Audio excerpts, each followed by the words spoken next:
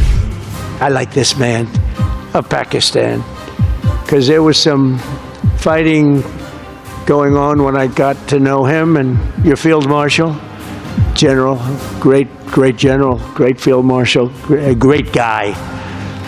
And I got to meet the prime minister, and he said in front of our chief of staff, Susie Wells, who's right here, he said, you know, nobody knows this, but I believe that President Trump saved 25 million lives.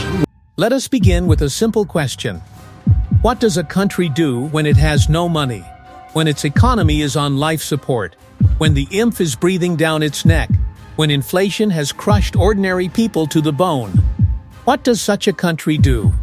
Apparently, it deploys its navy to the most dangerous waterway on the planet. And not just any waterway. The Strait of Hormuz. The throat of the world's oil supply. The one choke point that, if closed, doesn't just send fuel prices up. It ends economies. It starts wars. It reshapes the entire global order. And Pakistan, a country that cannot afford to run its own power grid without begging for loans, is now allegedly positioning itself as a military actor in that strait. Not on its own behalf. Not for some noble Pakistani strategic interest, but, according to multiple intelligence sources and geopolitical analysts, on behalf of the United States, and by extension, as part of the growing American-Israeli pressure campaign against Iran. Let that sink in for a moment. Pakistan. With a foreign exchange reserve that barely covers 3 months of imports. With a debt-to-GDP ratio that terrifies economists. With 20 million children out of school.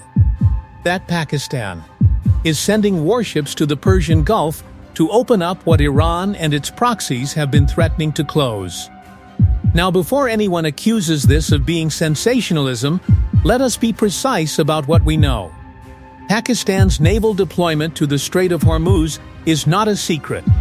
Pakistani officials have framed it in the language of ensuring freedom of navigation and protecting commercial shipping. Very clean, very diplomatic, very meaningless if you actually know how this region works. Because here is the reality. There is no neutral in the Strait of Hormuz right now. You are either aligned with the American-Israeli coalition that wants to keep that strait open to strangle Iran economically, or you are aligned with Iran and its axis of resistance that has repeatedly threatened to close it in the event of further military escalation. There is no third lane. There is no Switzerland in this particular ocean. And Pakistan has just sailed into lane 1. Now, what does this mean for Iran? Iran has already been pushed to the edge.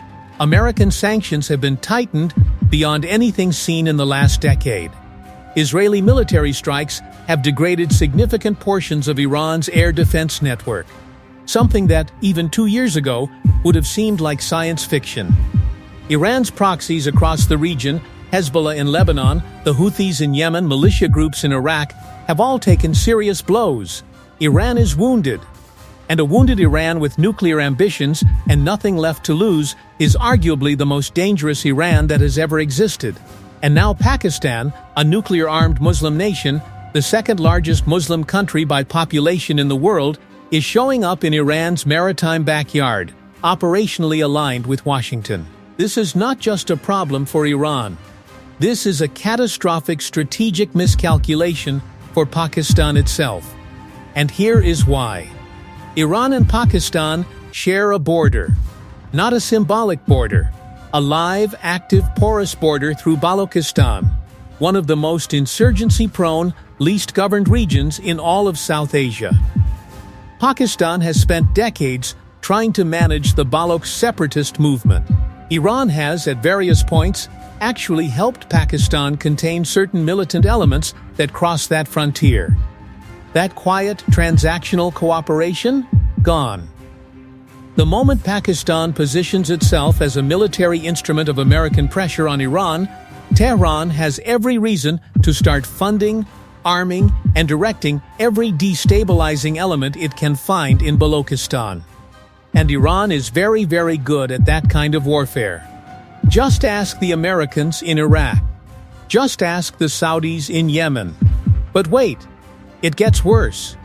Pakistan's economy is not just fragile, it is structurally dependent on the Gulf states, Saudi Arabia, the UAE, Qatar, for remittances.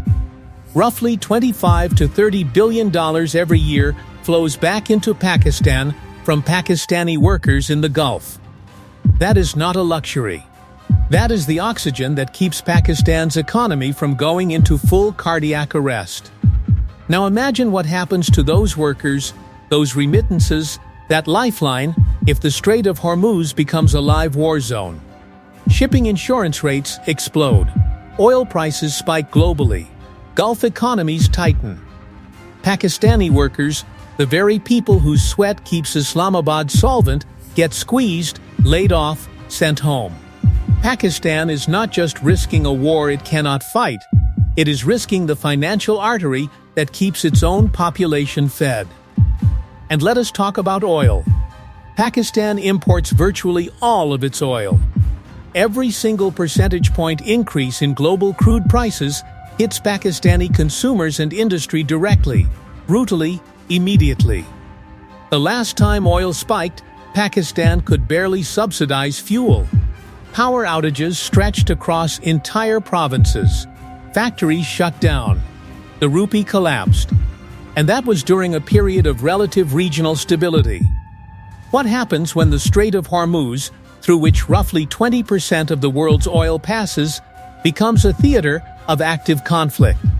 The Pakistani government that ordered ships into that strait will have directly triggered the very economic catastrophe it claims to be trying to avoid. Now, let us zoom out.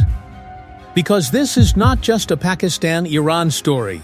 The global implications of any serious military escalation around the Strait of Hormuz are almost impossible to overstate. Japan gets 60% of its oil through that strait. South Korea, one of the most export-dependent economies on Earth, is almost entirely dependent on it.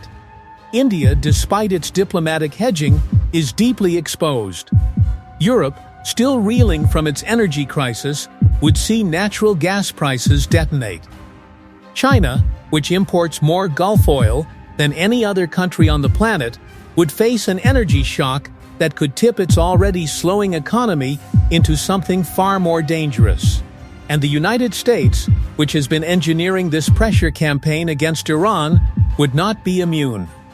American consumers would face fuel price increases that would make every previous energy crisis look like a minor inconvenience. The Strait of Hormuz is not just a waterway, it is the central nervous system of the global economy. And any country, any actor that helps turn it into a battlefield is not just participating in a regional conflict.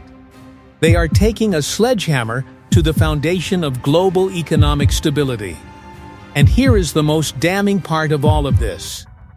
The most uncomfortable, controversial, and yet unavoidable truth. Pakistan's military has a long and well-documented history of acting as a mercenary force for American strategic objectives in exchange for aid, weapons, and political protection. From the Afghan Jihad of the 1980s, where Pakistan's ISI served as the CIA's primary conduit for arming the Mujahideen, to the post-2001 War on Terror, in which Pakistan simultaneously hosted American drone bases and sheltered the very militants those drones were hunting. Establishment has always been willing to sell its geography, its manpower, and its strategic positioning to Washington when the price was right.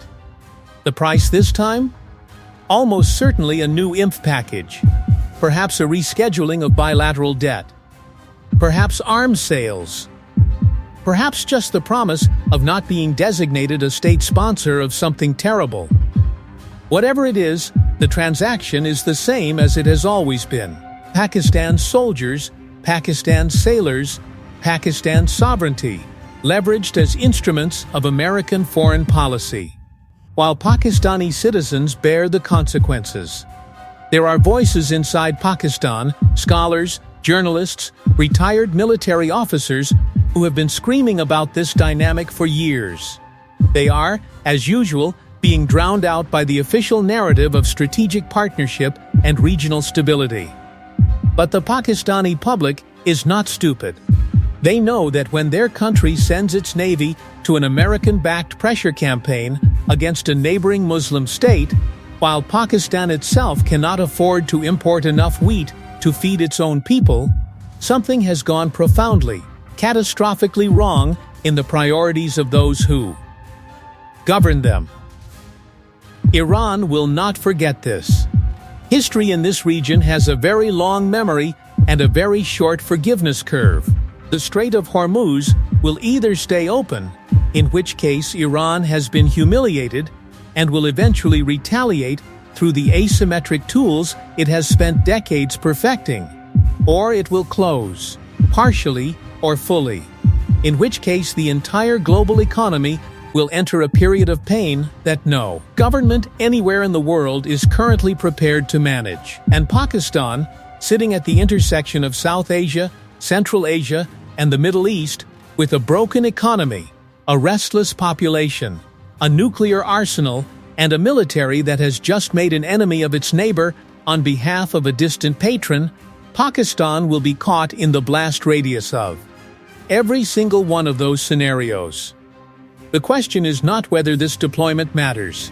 The question is whether anyone in Islamabad is actually thinking 10 moves ahead. Because right now, from the outside, it looks like they are barely thinking one.